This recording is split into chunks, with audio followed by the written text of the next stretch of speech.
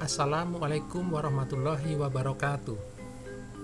Salah satu tugas pada Diklat calon guru penggerak adalah membuat kesimpulan dan refleksi pemikiran Ki Hajar Dewantara. Oleh karena itu, pada kesempatan kali ini, saya, Agus Sugito SPD dari SMA Negeri 16 Konawe Selatan, Provinsi Sulawesi Tenggara, akan memberikan sebuah refleksi atau kesimpulan dari pemikiran Ki Hajar Dewantara. Bermula dari sebuah pertanyaan, apa yang saya percaya tentang murid dan pembelajaran di kelas sebelum belajar modul 1.1, maka saya memberikan jawaban seperti ini, yaitu saya yakin bahwa murid dapat mengikuti pembelajaran sesuai instruksi dan metode yang saya buat. Saya juga yakin bahwa dengan penekanan-penekanan yang kita lakukan, baik dalam pembelajaran dan latihan di kelas maupun tugas di rumah, siswa akan dapat mencapai ketuntasan belajar minimal atau KKM.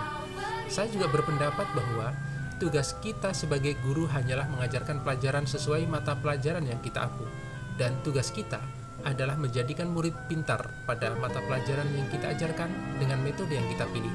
Sebagai guru, kita bebas membentuk murid sesuai keinginan kita, tanpa perlu melihat bakat yang dimiliki murid dan tanpa perlu mengikuti keinginan murid.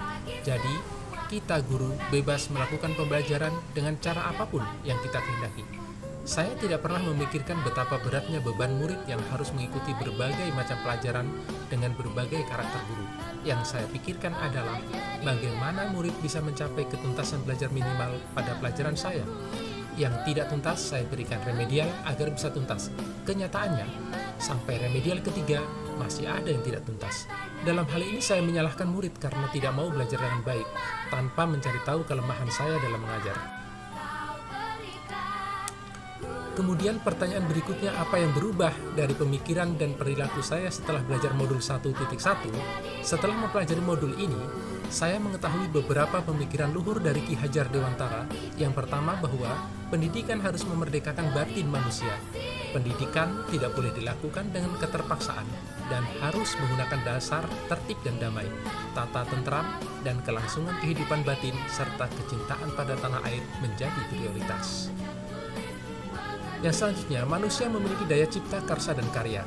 Pengembangan manusia seutuhnya menuntut pengembangan semua daya secara seimbang. Pengembangan yang hanya menitik beratkan pada satu daya saja akan menghasilkan ketidakutuhan perkembangan sebagai manusia.